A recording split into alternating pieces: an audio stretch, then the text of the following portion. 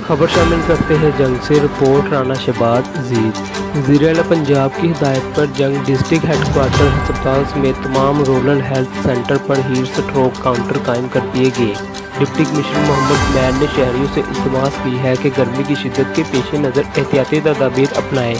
Temperature बढ़ने से sunstroke और हीट स्ट्रोक जैसे खतरनाक और जानलेवा मसाइल पैदा हो रहे हैं, जिनसे फौरी बचाव के लिए हालिया सूरत हाल के पेश नज़र डिस्ट्रिक्ट हेडक्वार्टर अस्पताल समेत तमाम रورل हेल्थ सेंटर पर हीट स्ट्रोक काउंटर कायम किए गए हैं ताकि अवामुल नास को फौरी अद्वियात मुहैया की जा सके।